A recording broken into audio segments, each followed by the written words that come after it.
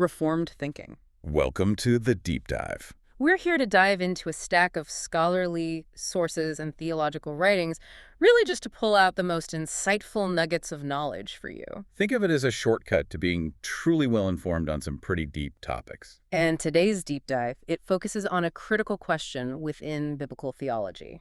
It's one of those questions that really organizes how you read the covenants, how you read the prophets. The question is this: what was God's worldwide purpose? And what precise function did he assign to Israel within that plan, especially before the nations? Our sources for this are all centered on a scholarly debate about that very role. So let's define the scope here by just jumping right into the core tension. Okay. Was God's strategy for Israel primarily centrifugal? Meaning moving away from the center? Exactly. Were they mandated to move away from Zion, actively preaching Yahweh's message, going out and gathering converts? Or was it centripetal? Right, the opposite.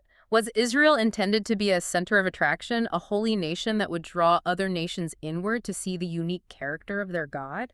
And this distinction, it's crucial for understanding the methodology of redemption throughout history. Before we get into the specifics of Israel, though, we have to clarify some of the theological architecture. We really do. We need to define mission versus missions. These terms get used so loosely, but in this conversation, the difference is everything. It is. Let's start with mission, singular. Sometimes you'll see it with a capital M. Our sources define this as God's eternal, sovereign plan. It's his divine agenda to resolve mankind's rebellion and sin problem. So this plan, it originates in the counsel of God himself, revealed right after the fall in Genesis 3.15. And it finds its climactic event in the person and work of Jesus Christ. Right. It's God's resolve to redeem a people for himself and to restore all of creation to his righteous rule. Exactly. And then there's missions, plural. This refers to the human activity, the things we do to participate in that overarching divine plan. So it's the methodology. It is. The outward-moving spread of the gospel, the training, the preparing, the sending of servants. This is where that centrifugal idea really finds its home. So our deep dive today is focused on how Old Testament Israel fit into the architecture of God's singular mission. And specifically, whether their particular assignment at that time was to execute missions actively, the centrifugal idea, or to witness passively, which is the centripetal model. Okay, so let's unpack this by establishing the creation context first. Good place to start. Our sources universally stress that God's plan is framed by these two sets of bookends. Right. You have Genesis 1 and 2, which records the original perfect creation. And then all the way at the other end, Revelation 21 and 22, describing the new heavens and the new earth. And this entire sweep of biblical history, that's the arena for God's plan. This framework, it shows that God's purpose for creation was always global. It was always focused on his own glory. You see this all over the place. Texts like Psalm 8.1 and 19.1, they proclaim the cosmic display of God's majesty. And Isaiah 43.7 states that God created man for his glory. This is so central to a Reformed understanding. God acts for himself and his purposes. His intention was to fill the earth with worshipers who reflect his perfect character. And central to that original order was the role assigned to humanity. On the sixth day, mankind was created, as Genesis 1.26 says, in our image, according to our likeness. And this wasn't just a status, it was functional. What do you mean by functional? Well, in the sense that man was created as an image bearer and a vice-regent. A physical representative of the invisible king. That's it. In the ancient Near East, kings would set up statues of themselves to represent their rule in distant territories. Mankind, created in God's image, was meant to be the living, moving statue, the mediator of God's dominion over the earth. And that's where Genesis 1.28 comes in, that mandate to be fruitful and multiply and fill the earth and subdue it. The whole earth was meant to be filled with God's presence, mediated through these human rulers. Adam's sin, though, fundamentally undermined this original role. Oh, completely. The fall was a catastrophic rebellion against Yahweh's stated intentions. It fractured the original relationship. It marred that perfect order. And it ensured humanity could no longer perfectly mediate God's rule. But what's so compelling is God's immediate response. Right. In the middle of the curse placed upon the serpent, we get Genesis 3:15. The promise of the he, the seed of the woman who would strike the serpent's head. This is the very initiation of the redemptive provision. God didn't abandon the plan. He immediately inaugurated the means for reconciliation. And what's crucial for our discussion today is that this salvation, promised right there in Genesis 3:15, was designed specifically to enable redeemed humanity to eventually return to that original vice-regent role. So to mediate God's rule and extend his presence across the earth. Exactly. Even after the fall, God's original global intentions remained absolutely intact. Yet history immediately shows that humanity just couldn't stick the landing, could they? Not at all. Man's rebellion flared up again, leading to the devastating judgment of the flood, And after that, you see the incident at the Tower of Babel. where instead of fulfilling the mandate to fill the earth, humanity tried to centralize their power and build a name for themselves. It was a direct reversal of the creation mandate. And our sources detail that God's response to these severe rebellions was judgment dispersion at Babel, reversing their attempt to centralize. Which creates a natural tension. With this repeated failure, does God just give up on humanity? No, absolutely not. Yahweh maintains his redemptive design by raising up new figures, new mediators, to carry out his purposes after each of these severe judgments. First Noah and then Abram. This constant pattern of working through chosen figures, it demonstrates the continuation of his redemptive purpose. It ensures that the promise of Genesis 3:15 proceeds toward its fulfillment. And this brings us to the pivotal and really dramatic shift in Genesis 12, what scholars call the Abrahamic narrowing. You have to imagine the world after Babel.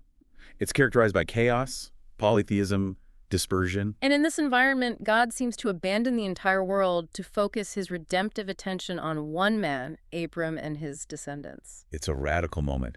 In this covenant relationship with Abram, Yahweh makes three key promises. A land, a nation, and blessing to the world through him. And the promises of a nation, the seed, and a land Israel are the necessary means to secure the ultimate fulfillment of God's plan. Which is the Messiah and the restoration of creation. Right. Their ultimate fulfillment is eschatological. You see it prophesied later by Isaiah and Amos. But the immediate application involved Israel living lives of singular loyalty on the land. A display of ethical and covenantal adherence that would advertise Yahweh's matchless character. Genesis 18.1c19 is so key here.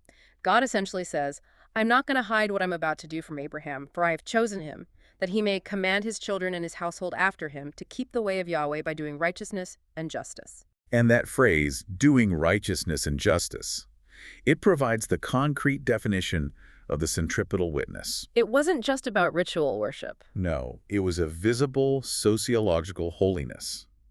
If Abraham's descendants lived righteously, it would contrast starkly with the chaos of the surrounding cultures. And that contrast is the heart of their witness. It is.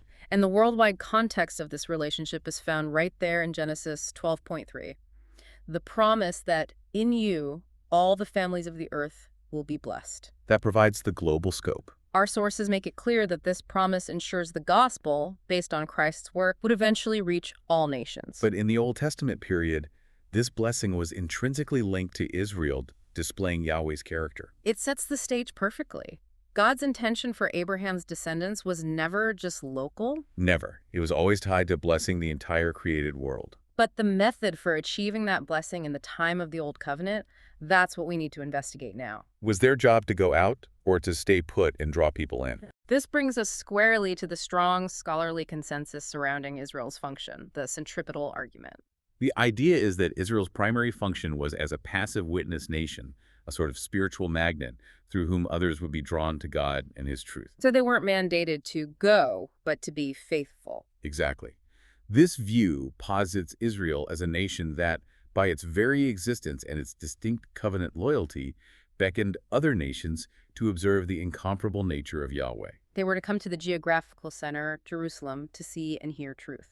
And when you look at the theological bookends of the Mosaic Law, this perspective is just powerfully supported. Okay, let's dedicate some serious time to those bookends because they really do define Israel's role. We're talking about Exodus 19.46 and Deuteronomy 26.16-19. So after God redeemed Israel out of Egyptian slavery, demonstrating his sovereign rule to the whole earth in the process, he led them to Sinai. Right, and at Sinai, God establishes the covenant relationship. Exodus 19.5-6 is the charter statement. Now therefore, If you will indeed obey my voice and keep my covenant, then you shall be my treasured possession among all peoples, for all the earth is mine, and you shall be to me a kingdom of priests and a holy nation. That phrase, kingdom of priests, is just so loaded with meaning. It is. A priest mediates between God and man. So if Israel is a kingdom of priests, it means they are collectively meant to mediate God's presence and revelation to the world. But critically, they mediate it from their center, from their location, rather than dispersing to the nations.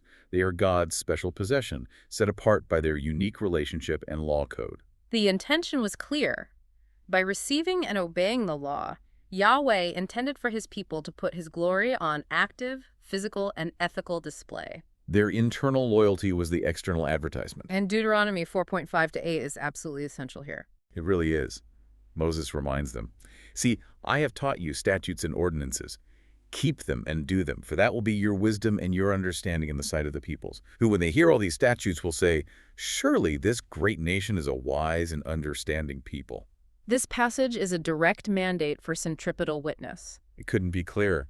The nations don't see Israel by Israel traveling to them.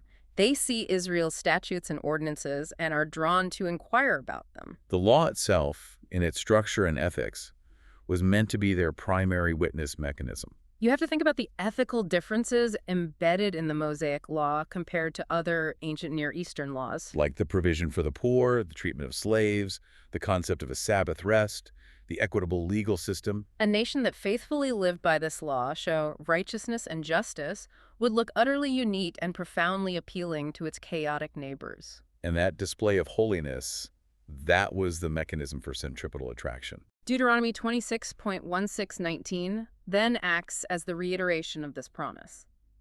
It reminds Israel that if they remain loyal to Yahweh, he would set them high above all nations as his representative people. Their spiritual status was defined by their obedience, which would then be publicly witnessed by others. The insight drawn from these theological bookends, Exodus 19, Deuteronomy 4, and 26, it's defining for the centripetal argument. Our sources, including Christopher Wright, point out that these passages which define Israel's commission never refer to Israel going to the nations. The focus is entirely on their presence and loyalty on the land. Yahweh's mission for Israel primarily involved them being a faithful center.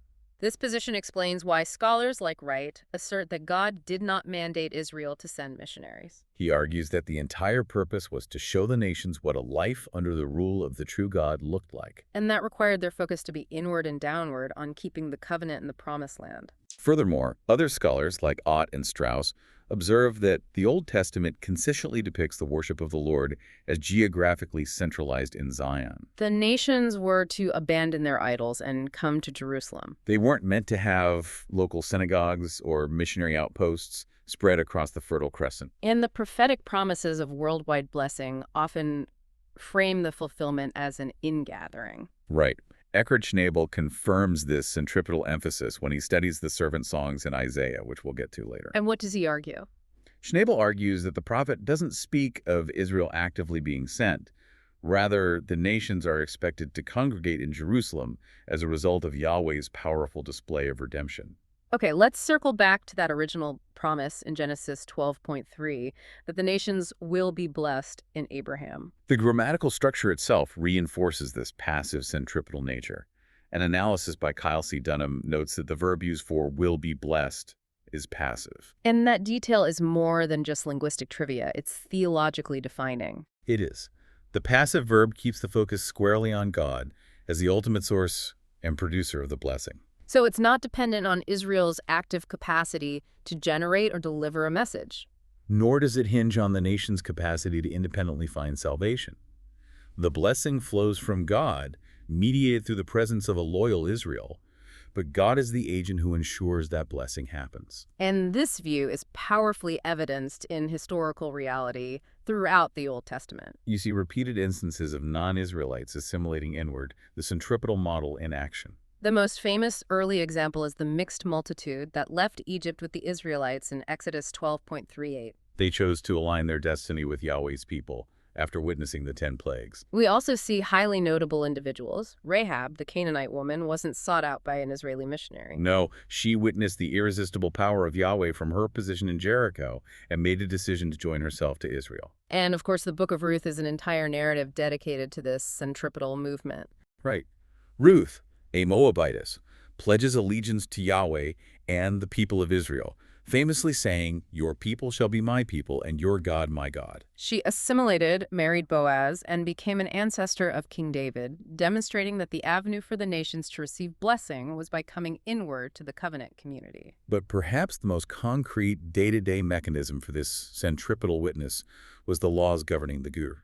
The resident alien or sojourner residing within Israel. Yes, and this is a topic that requires much more attention because it connects the theoretical mandate to practical ethics. So if Israel's primary job was to reflect God's character by being a holy nation, the ultimate test of their holiness was how they treated those who were not fully integrated into the tribal structure. Exactly. The gur. The Torah contained numerous stipulations demonstrating special kindness and justice toward them. Deuteronomy 10.19, for instance, requires Israel to show exceptional kindness to these strangers, referencing God's own justice for the sojourner and the widow. And Leviticus 19.3334 is even more forceful. It says, "When a stranger sojourns with you in your land, you shall not oppress him. You shall treat the stranger who sojourns with you as the native among you, and you shall love him as yourself, for you were strangers in the land of Egypt." That theological framing is so potent. It is. Israel was commanded to remember its own past as oppressed sojourners, and therefore provide social and legal protection to the gur. So if the centripetal witness was operating correctly, the sojourner residing among them would see and benefit from the unparalleled justice and mercy of Yahweh's law. And that would prompt their devotion. This focus on ethical presence and mediation powerfully fortifies the centripetal model. It does. Israel centralizes God's presence, and nations experience this blessing by coming and joining with God's people in submission to Yahweh. So the gur was the constant visible proof of whether Israel was faithfully executing its witness role. A failure to treat the alien justly was a failure in the national mission. Despite the overwhelming scholarly consensus regarding Israel's centripetal function, we have to dedicate some time to addressing the counterargument. Right, the idea that Israel was also called to an active centrifugal role. This viewpoint often finds its support in powerful prophetic declarations and some specific historical anecdotes. And this tension forces us to reconcile God's universal intent with Israel's localized commission. You see scholars like Walter Kaiser pushing the centrifugal assertion very hard. He does. He argues that the Old Testament should be viewed as a missions book par excellence because the worldwide purpose is its central driving force. His assertion is based on the undeniable global scope of God's redemptive plan throughout the Old Testament. And he argues that the prophets, particularly Isaiah, essentially called the nation to function actively in declaring God to the Gentiles. For proponents of this model, the sheer scale of the vision implies an active mandate. But doesn't that confuse the ultimate purpose of God's mission, which we know is global, with the methodology of missions, the human execution? That is the precise theological sticking point. Just because the Old Testament is constantly looking forward to a future time when the nations will be saved, that doesn't necessarily mean Israel was the one tasked with actively delivering the message before the Messiah arrived. That's the counter. Proponents of the active model, however, often point to anecdotal examples. Like the story of Jonah. Jonah, sent to Nineveh, is the prime example. Or the witness of Naaman's servant girl in 2 Kings 5, who directs her Syrian master to the prophet Elisha in Israel. But if we look at those examples through the lens of the centripetal consensus, they appear less like evidence of a sustained national mandate for Israel to send missionaries. And more like exceptional, divinely directed instances of God's saving grace reaching beyond Israel's borders. The Jonah story, in particular, seems to highlight Israel's reluctance and failure to embrace the centrifugal mandate rather than celebrating its success. I think that's right. Jonah is forced by God to go preach to Nineveh, the capital of Israel's enemies. The story's power lies not in demonstrating Israel's missionary obedience, but in demonstrating Yahweh's sovereign compassion that extends even to those outside the covenant. It serves as a rebuke to the narrowness of Israel's heart, not a model for their national strategy. So when we look at the grand scope of the prophetic vision, even when promising worldwide blessing, the fulfillment is usually framed as an ingathering to Zion, which places it firmly in the distant or eschatological future. And that reinforces the centripetal destiny, even while affirming the global goal. Exactly. The nations are promised to come to Zion. You think of Isaiah 2.2 for 4, which is mirrored in Micah 4.1 to 4.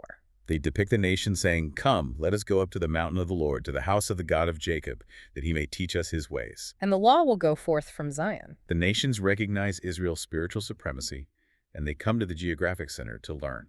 It's a powerful vision. These prophecies foresee a time when nations entirely of their own initiative would proceed en masse to worship the true God by bringing tribute and submitting themselves to his law. Zechariah 14, for instance, speaks of all the nations that went against Jerusalem, ultimately coming up to worship the King, Yahweh of hosts. The action originates from the nations drawn to God's dwelling place. Yet even within this future centripetal framework, the Old Testament consistently proclaims God's intent to bring salvation to the nations. It's laying the spiritual groundwork for future expansion. And this is where we see the immense scope of God's mission so vividly in the Psalms. The Psalms repeatedly celebrate God and his salvation being exalted throughout the world. Psalm 46 by N declares, in the context of global conflict, "Be still and know that I am God. I will be exalted among the nations. I will be exalted in the earth." That's a statement of God's decree. It's guaranteeing his own glory will be acknowledged globally. And Psalm 22.2728 is even more powerful in connecting the nation's salvation to God's inherent sovereignty. All the ends of the earth will remember and turn to Yahweh, and all the families of the nations will worship before you. For the kingdom is Yahweh's, and he rules over the nations. The movement of the nations toward Yahweh is presented as an inevitable consequence of his existing universal dominion. And then Psalm 57 expresses the psalmist's desire to participate in that future reality. "I will give thanks to you, O Lord, among the peoples. I will sing praises to you among the nations." This full conviction that Yahweh will orchestrate the spread of the message of eternal forgiveness to the entire world, it just permeates the Psalter. Israel's immediate role was singing the praises of this future global God. Okay, so moving to the prophets, we find these powerful oracles that clearly depict God dealing directly with the nations regarding salvation. This is particularly evident in the servant passages in Isaiah, chapters 40 through 55. Now, the identity of the servant in Isaiah is a subject of scholarly discussion, right? Is it corporate Israel or is it the Messiah? It is, but regardless of the immediate referent, the servant passages undeniably place the international scope front and center. For example, the servant is declared to bring forth justice to the nations and to be a light to the nations. And even if the servant is interpreted as faithful Israel, their role as a light is still centered on attracting attention through their visible distinction. So, illuminating God's standard so the nations might come to the source of the light. Precisely.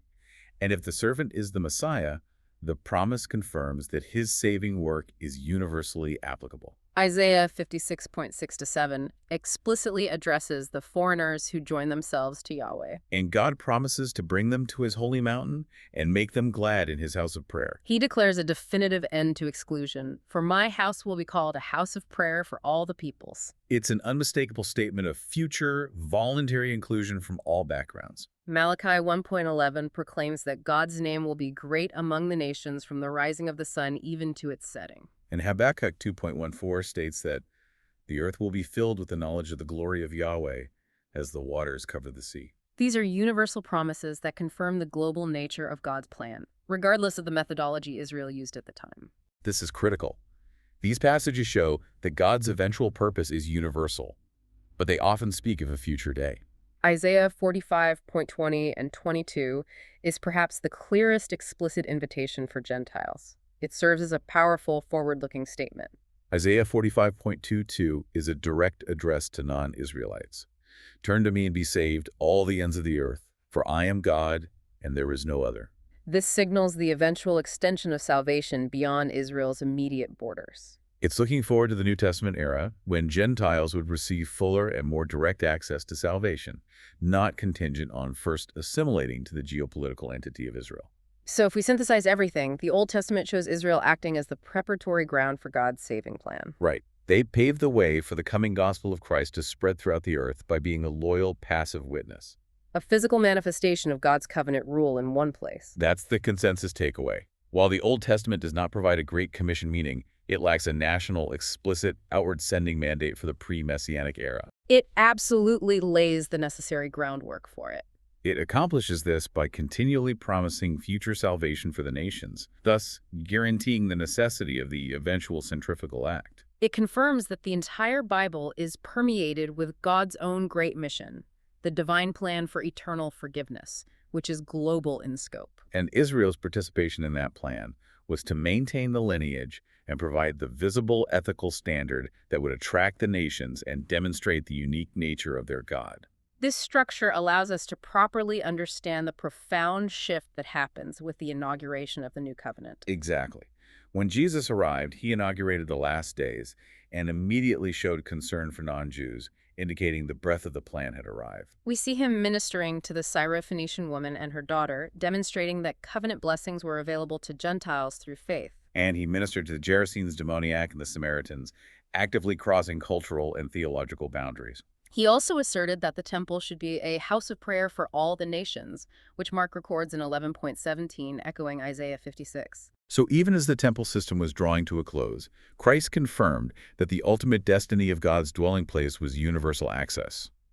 These instances foreshadow the profound methodological change that Christ's death and resurrection would bring. The New Testament transforms the execution of the mission. It moves it from the preparatory stage to the implementation stage. This is what our sources refer to as the methodological reversal. Christ's mandate to the church, the Great Commission found in Matthew 28 and Luke 24, brings the culmination of God's plan and transforms the methodology from passive attraction to active propagation. So the core shift is from a primarily inward impulse to a primarily outward impulse. Israel's mandate was characterized by come and see, based on their covenant allegiance and presence on the geographically centralized land of promise. The church's mandate, however, is characterized by go and make disciples of all nations, utilizing the power of the Holy Spirit to scatter the gospel globally. The New Testament church, composed of both Jews and Gentiles, inherits the role of Israel, but with an explicit, active, centrifugal thrust added to it. In this way, the church now possesses both characteristics. It is still a passive witness like Israel, displaying God's character through righteous, ethically distinct living in local community. And it is an active one, explicitly commanded to send missionaries and proclaim the gospel cross-culturally, thereby extending God's rule through proclamation. And it is significant that both Old Testament Israel and the New Testament church received the divine exhortation, "You are my witnesses." Isaiah 43 applied this to Israel, asking them to witness to God's singularity based on their historical experience. And Acts 1.8 applied this to the apostles and the church, promising the power to witness globally. So the difference lies not in the goal, which is always to point to Yahweh as the true God and source of salvation, but in the manner God commanded that task to happen. Israel was commissioned to bear witness to God's incomparable character through heartfelt covenant allegiance, preparing the path for the Messiah. And then, after Christ's finished earthly ministry, God added the active, scattering missionary enterprise to his expectations of the church. Recognizing this clear distinction, centripetal paving the way for centrifugal is vital for interpreting passages throughout the Bible. This unified truth reveals God's constant burden, that the potential for a saving relationship with him was made available to all humanity, consistent with his plan from the moment he first created mankind in his image. As we conclude this deep dive, the distinction between Israel's centripetal passive witness and the church's centrifugal active mandate is absolutely key to reading Scripture correctly. The Old Testament grounds the hope of salvation for the nations. The New Testament commissions the execution of the proclamation to the nations. We see that Israel's primary role was not primarily military or political, but to centralize God's presence and demonstrate what it looked like to live under his righteous rule through obedience to the law. And if the nations were drawn to Zion by Israel's obedience and the visible display of Yahweh's character, that was the sign that God's plan was progressing toward its universal goal. Which leads us back to the practical application for believers today. If the centripetal idea requires a physical, visible display of God's character, the righteousness and justice Moses spoke of in Deuteronomy 4 to draw nations in, what does that say about the continuing passive witness required of the church today? That's a great question. We have the active go and make mandate, which is non-negotiable. But what does a witness community look like in a scattered world where the nations don't physically congregate in Jerusalem? If ancient Israel's obedience to the laws governing the Gor was the concrete mechanism for attraction, how must our ethical loyalty and collective character still draw people in today, even while we pursue the active calling to go out? That balance between being holy witnesses and active proclaimers is something for you to consider as you reflect on God's eternal plan. Thank you for joining us for this deep dive into God's worldwide plan. We will see you next time.